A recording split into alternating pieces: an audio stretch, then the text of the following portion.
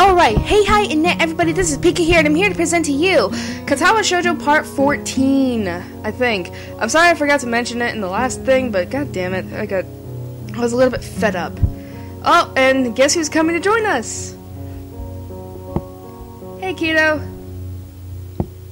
Look at her, isn't she adorable? Alright, so she's gonna be joining us in this thing. Ayano was yesterday, so yay. But unlike Ayano, you're gonna see Kiddo a lot more.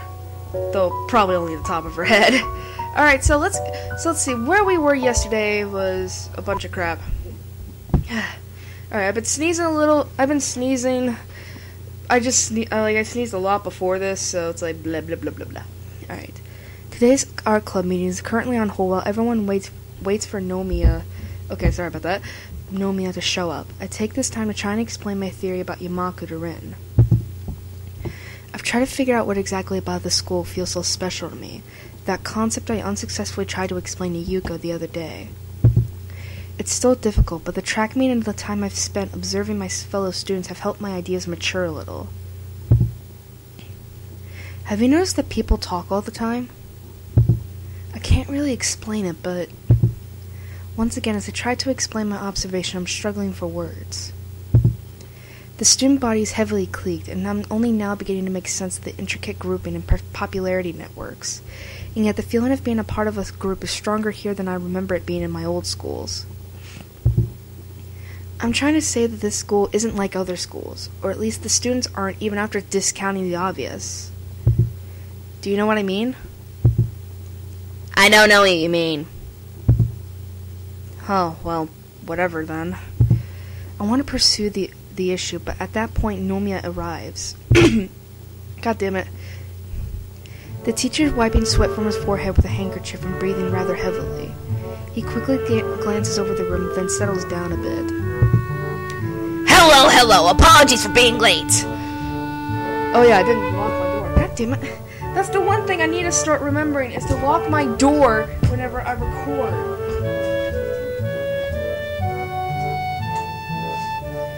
I hate these mats.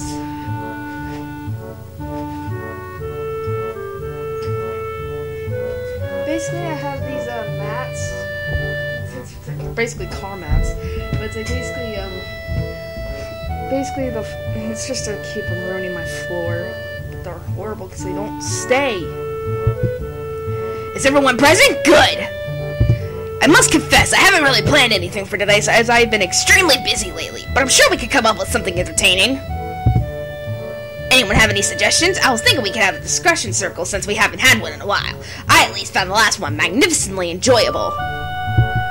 There are some murmurs here and there, but nobody raises their voice in support of or against Nomiya. We could delve into various movements of art, or does someone have a good topic in mind? Come on, throw it out there. It doesn't matter if it's silly or odd. We can always cook up something interesting. Nobody seems to be brave enough to make such a suggestion. Except Kiddo. she's moving around a lot, which is weird. As the awkward silence refuses to be broken, I lift my hand in the air. Oh ho! Our newest friend seems to have something on his mind. Speak up, my boy. Speak up. Well, I don't know about anyone else, but I've always wondered why art exists in the first place. Oh dear. What the fuck? All of a sudden, like, some part of me just got really hot. Like, that's weird. My voice trails off, a silence sets in the room, and nobody makes a follow-up on my meek suggestion. Then the teacher bursts in laughter. Ho ho ho! Excellent! Very good indeed. Right out of the gate with the big one, huh? Fabulous! Chuckling, he shifts some papers around on his desk for a few moments. When he's done, he appears to have made some sort of decision. Very well then, let us run with this and see where it gets us, shall we? Ew! Why is his tongue out like that? Ew! Oh my, even an old fogey like me gets excited when such delicious enthusiasm is present. Oh my, indeed.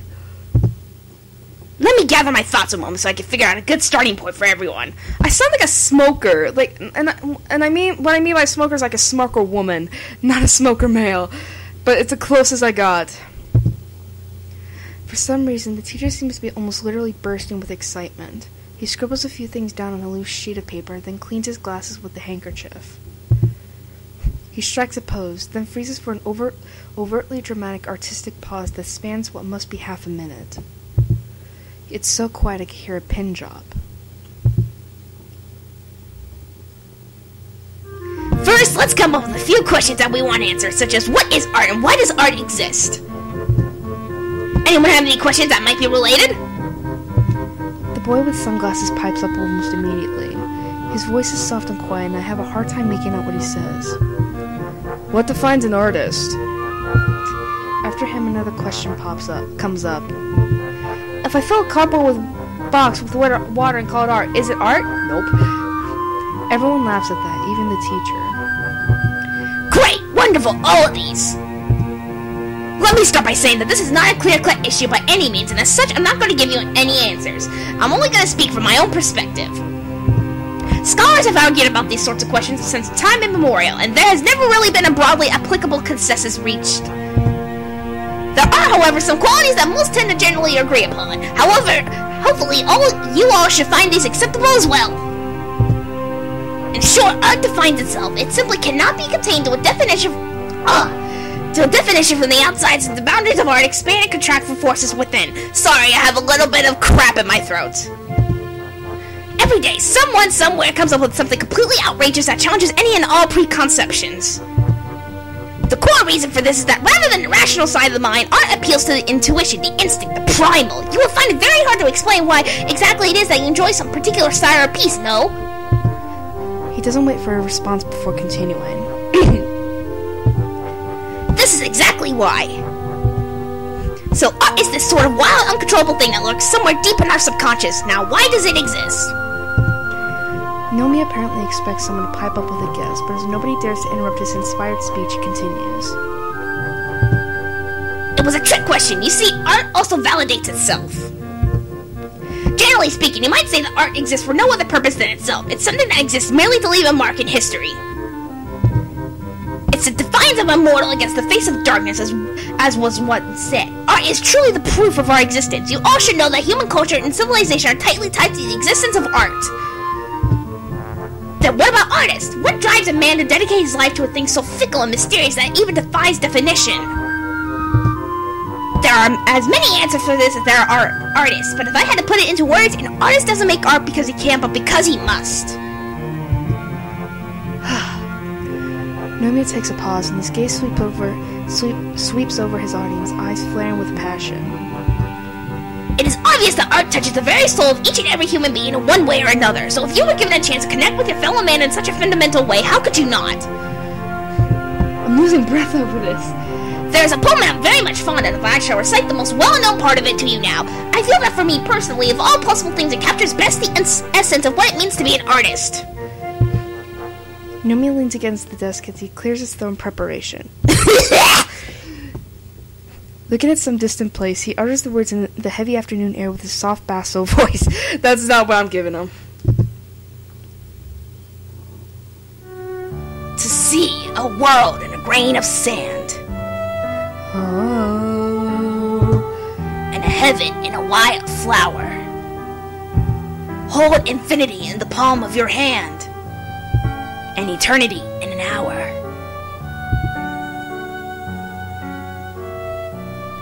Anyone else getting that palm phone thing right here? Hold infinity in your hand. There's a solemn and unbelievably awkward silence after he finishes reciting the short fragment. Nobody dares speaks a word. Nomiya clears his throat again. To be an artist is to see the world in a grain of sand. You see, dear children, without art, there would not be much to live for in this world. It is a most profound thing.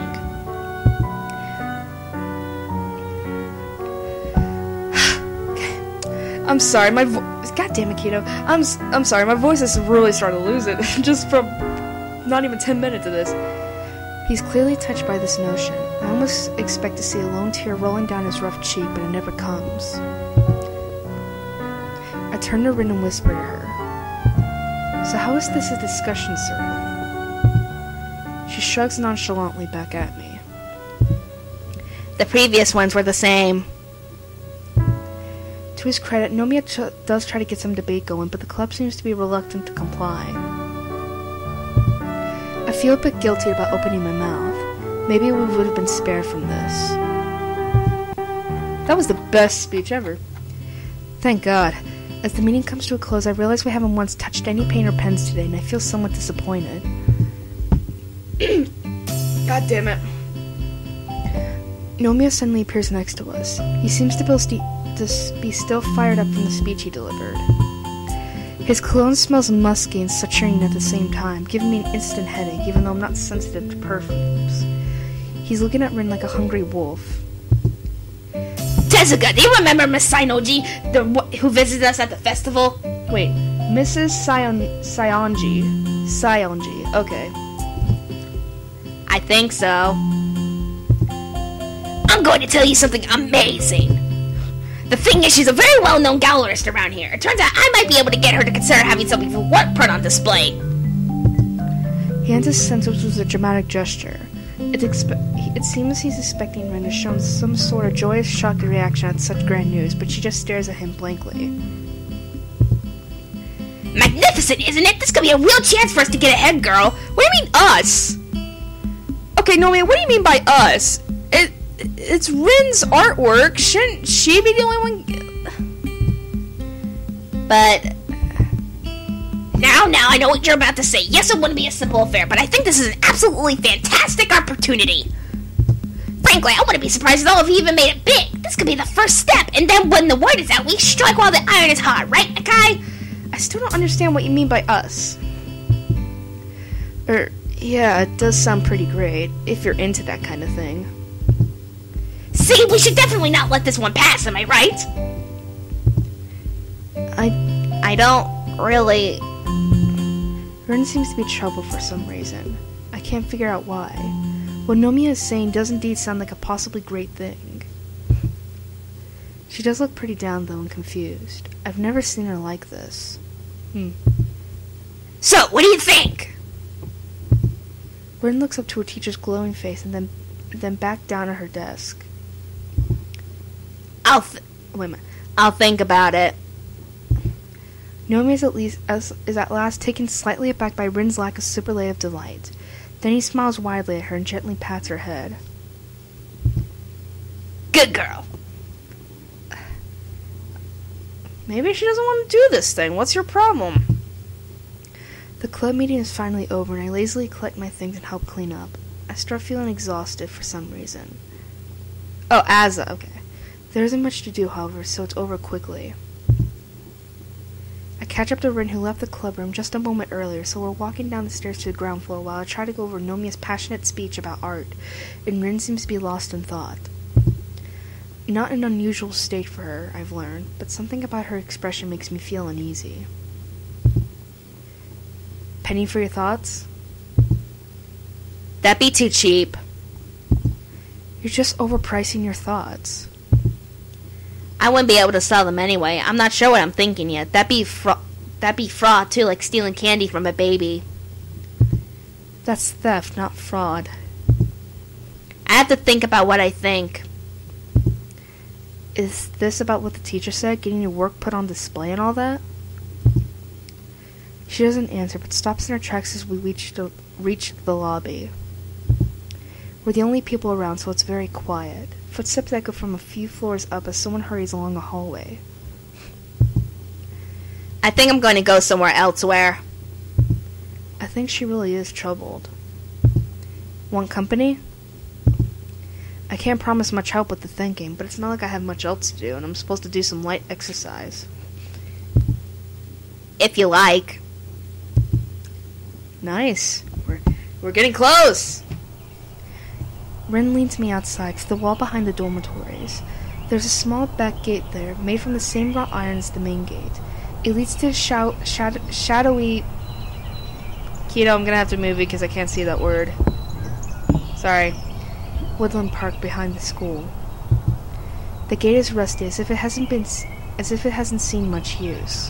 However, it sits open, so we pass through. It's not forbidden for students to leave the grounds, but somehow I feel a little uneasy. A path leads deeper into the forest. Tall Zelkova and maple trees rustle in the wind, their canopies creating patches of chill air hanging in the places where the shadows fall. The forest smells strongly of earth. I almost feel cold, even though the midsummer day is as hot as ever. Rain trudges ahead like a sleepwalker, sure-footed but with no apparent destination in mind. Her thoughts seem to be out somewhere else. I follow a few steps behind, taking more care to watch where my feet land. The path follows the land uphill at a low angle, sometimes making little detours downhill before climbing back upward. The meteor brown and gray trunks line the path on both sides, peppered with ferns and other undergrowth. After a little while, I start getting worried. The path is still wide and clear, so there's no chance of getting lost, but it doesn't look like we have any particular destination. Nope. Don't do it, kiddo. I don't want her multiplying, that's why I had to grab her. She got the question mark, and I see something else popping. I'm like, nope. There's nothing wrong with a bit of aimless wandering around, but I don't want to go so far that I get too tired to walk back. I'm starting to get a little winded and my legs feel heavy. I want to stop and get a chance to catch my breath and rest my legs, but Rin keeps on going. Where are we going? Or are we going anywhere at all? Worry tree. I see. So what exactly is the worry tree? It's just a tree, like this. She stops in front of a particularly large maple that might or might not be the worry tree. Its lush green leaves sway lightly in the breeze, blowing through the small clearing we enter. I guessed as much. There are people who believe that you must come here to wallow in misery if you are miserable. Only by people I mean mean. The tree isn't really called anything. So if you're miserable, you talk to a tree about it? No. What? You can't talk to trees. What do you think I am, crazy? No, I didn't mean it like that. Or maybe you talk to trees. I'm sorry, I didn't mean to say that you were crazy, even though you probably are if you talk to trees. I wouldn't recommend it in either case. People will think you're a weird person. No, just forget it. She looks mildly confused, for which I don't blame her at all. She tilts her head a little to the side, expression melting back to her usual one. Alright, I'm good at forgetting things. So why are... Okay, so there's a typo right there. So why are we here? So why are we here? Are you miserable then? I can't read the expression she makes. I hate how bad I am at interpreting Rin's mood. She doesn't answer right away, as if she herself isn't quite certain of her own mood. The blank stare changes into a more difficult expression as she shuffles her weight around. Finally coming to a conclusion, Rin shrugs her shoulders. I've grown to seriously dislike that gesture. It doesn't mean anything. Maybe. I just feel kind of like I'm sinking underwater. I don't know what I should do. I don't know where I should go, that's all. Maybe it's not a big deal, but I thought walking might help. Kind of like if I go somewhere, I would know where I should go. I don't really know if it did. It really would have made sense if walking had helped to decide where to go. So you don't want to try to get an exhibition? Or rather, you don't know if you do? Can't decide? Rin doesn't say anything for a while, arranging her thoughts in silence. The quiet is broken by birdsong from somewhere in the treetops, followed by rustling leaves as the bird takes flight. Maybe. I'm not sure if I can have a thing like that. So far I've only painted for myself. I don't think I could have my things on display the way I am now. This me couldn't do it. Her reason sounds like a weak excuse. I make my trademark frown, but she doesn't notice it. I don't get it. The teacher certainly thinks he could. I don't think he suggested otherwise. Sounds like he's calling in favors from his friends, too.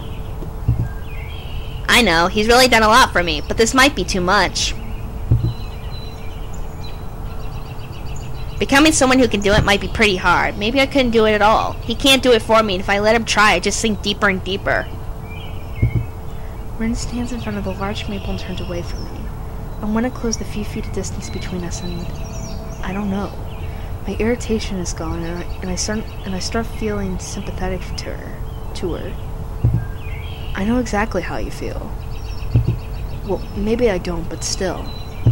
I think I haven't felt like I was actually in control of my own life this whole year. I'm just helplessly going along with the flow. Like coming here to the school. I didn't really choose it myself, and I certainly didn't choose this time of my life to learn that I have this condition. I still can't casually say the word aloud. It's like, yeah, it's exactly like being underwater, like I can't even breathe. Rin turns to face me again, a sad expression on her face. Is that why you look so sad all the time? I don't want to look sad like you. Do I look to you like you look to me? I don't look sad all the time. I just don't know what I should be feeling, what kind of face I should be making. Me neither. Do I look sad now? Not really. You look like you always do, I think. But I'm sinking. I should try to float, up like a rubber duck, quack quack all yellow and creepy. I have to think for a few seconds about which direction I should pursue in this conversation. Then I realized that it doesn't matter. You think rubber ducks are creepy? You don't? I think they look very creepy. Everything that has eyes but isn't alive is very disturbing, like rubber ducks and reflections in mirrors. Ah, it's skipping. She plops down on the forest bed, leaning on the maple she named the worry tree. After wondering what to do for a minute, I sit down too, 3 feet apart from her. The forest envelops us in its embrace, and its stillness falls upon the two of us. We sit there without speaking for a long while. I can literally feel the time passing. Patches of sunlight litter the small clearing in a pattern that echoes the maple canopies. One of them falls directly on me, warming me all the way to the bone. I wonder what I could do for myself and maybe for Rin. For now I just keep watching her from this distance. Sometimes she cranes her neck all the way back, so much that it looks almost painful, and stares up at the small patch of sky visible past the canopy of the worry tree. Sometimes she just stares blankly ahead as if seeing something that just beyond her reach. She keeps whispering to herself, but so quietly that I can't hear her, even though I'm sitting right next to her. I only see her lips moving, like she was in the middle of a distant dream. I realize that right now, I no longer feel any of the intense loneliness I feel at night, just before falling asleep. I might be more like Rin than I thought. I can either give up and stay submerged under the weight of all the crap in my life, or try to change myself for the better. Her decision is different yet the same. And unlike her, I know for sure that I can't stay like this forever. I have to change. Okay, I just want to make sure. I want to be more like Emmy. No dipshit.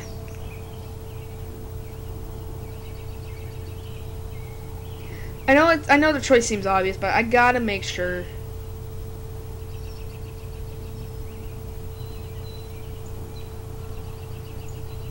Yep. Oh shit. I want to be more like Rin. Rin could probably do it. Even though she seems to doubt herself, I have no doubts about her strength. She could do it even if she can't. It makes me feel a little bit better too, and I lean back against the tree, breathing out deeply as if for the first time in a long time. We stay that way in the small clearing until the angle of the sun changes and the chilly shadows deepen. No longer warm where we sit, we leave the forest, returning along the same path we took coming in. It doesn't seem like Rin has come to a decision. I wonder if it was a bad idea for me to come along. It's alright, I don't mind. I'm sure the trees and dirt and rocks won't mind either. Did you mind? No, not at all. I think it helped me too. While we walk back towards the dormitories, the sky is changing to a deep ultramarine. The first summer stars twinkle softly from between spots in the canopy, barely visible like tiny fireflies. I become very self-conscious about Rin's presence.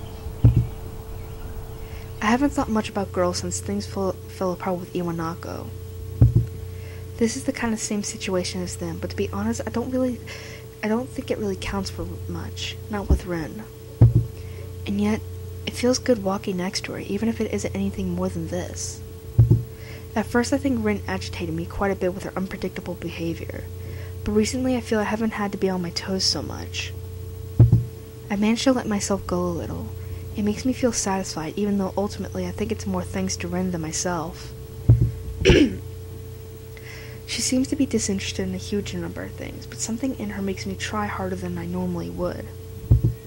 It's not that I want to impress her. I think that truly impressing Rin would take near superhuman effort just because of how she is. Instead, it's because there's this relentless feeling inside of me that I shouldn't let Rin down. It's really weird. I wonder why I started thinking like that. I don't even know what sort of expectations she has about pretty much anything. So how could I let her down? Rin has this unassuming air around her, and she doesn't really talk about stuff very often. Even today's confession of her self-doubt caught me a little bit off guard. I feel like I want to talk more with her. The realization dawns on me that Rin is basically the only person I talk to nowadays, apart from whatever I have to endure from Shizune, Misha, or Kenji. I feel slightly depressed. Huh. Oh, fucking fuck!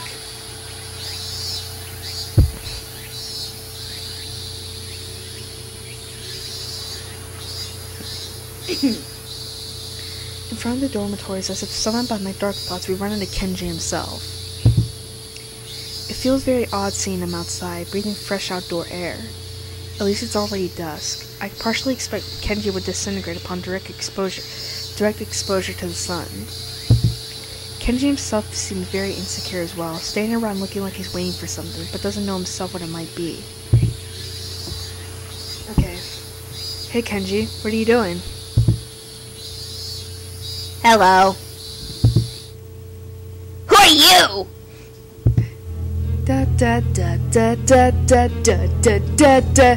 It's me, Hisao. I'm not sure if you know Tezuka from class 3-4. From his face, I can see that not only does he doesn't know Rin, he also can't see her from the short distance. Oh, sup, dudes? Kenji sticks his hand enthusiastically forward, almost straight into Rin's stomach. Rin looks at his outstretched hand in confusion until Kenji clears his throat and retracts the hand. There's something almost cool that he manages to do with social awkwardness. It's not like I'm the most suave man on the planet, but I don't think I'll ever be able to even approach Kenji's level. I think I respect Kenji a little bit more. Well, I don't. So, you're waiting for someone? He leans closer and lowers his voice to an agitated whisper. I see his facial muscles twitching. Come on, man, you know I can't talk about stuff here in public. They might be listening. I'm going to have to go pick up some stuff from somewhere, and I don't want those snooping student council hacks to get on my case. Also, I don't trust your friend. Nothing personal. Are you sure he's trustworthy? What the fuck did you multiply? I briefly considered telling Kenji about Rin's gender, but as it might end up badly for one or both of them, I decide against it. Yeah, I'm sure. He turns from me to Rin, and I immediately get the feeling that I have to prevent them from talking to each other with whatever means necessary. However, there is one thing I can do now, apart from physical violence. In that case, would you be interested in knowing about the worst death of mankind since they invented vegetarianism? He sounds like a vacuum cleaner salesman. I thought it was Sunday. I see you're not in the know. Yeah, man, I'm talking about man-eating cows here. Very few people know what I know, so I'm not surprised. We can't talk here, but if you like the pamphlet, come to my room after curfew on Mondays and Wednesdays. He suddenly reaches to his pocket and draws out a ballpoint pen and what looks like a convenience store receipt. Kenji furiously scribbles on the scrap of paper and then thrusts it towards Rin. Here's the password. Memorize it and then eradicate any trace of this document. Eat it, burn it, dissolve it in acid, whatever. I take the receipt from Kenji as Rin is unable to do so and glance at it. It's indeed a receipt, apparently for 2 rice balls and 5 boxes of matches. I hope he's not planning to burn anything down. On the other side is written just one word. Honey muffin. God damn it. I show it to Rin too, but she shows no reaction. Thank you. Yo, it's Sal. You still in that club? The Club of Dark Arts? Fine, R. Anyway, yeah, actually just had a meeting today. Still got your wits about you. No shady mind tricks going on. Nothing personal, man, but I have to be on top of things. Can't get caught with my pants down. Speaking of which, you really should take showers a bit later. Gotta respect that personal space. Nothing personal. Kenji looks around as if he heard something that straightened his jacket. Okay, I gotta scoot now before it gets too late. Later, dudes. Good luck. Fucking kid. Kenji takes off rapidly towards the main gate. Rin looks after him, frowning. We watch after Kenji's diminishing figure in silence. What's wrong with him? Technically speaking, I think he's legally blind. Oh, I see. Okay. Katawa Shoujo, Katawa Shoujo, Katawa Shoujo. That was a long one, which I'm happy for. Oh. Oh. Okay, I gotta check to see what time. 3:24 to 2:58. All right, we can stop here. We went on a long while, so we'll find out what this letter is next time. I'm surprised we didn't get to Act 2 after that. And Kato's being a little troublemaker today. I don't know, she's been multiplying, she's been climbing and falling. Anyway, that was Katawa Shoujo Part 14. Hope you enjoyed it. Man, Rin is starting to get some self-doubt about her, thing. So, tomorrow will be Pokemon Randomized Platinum, hopefully with a better version. Hopefully with a much better quality video than before. But, yeah, so thank you for watching. I hope to see you guys again for Pokemon Randomized Platinum Part 8 tomorrow. See ya!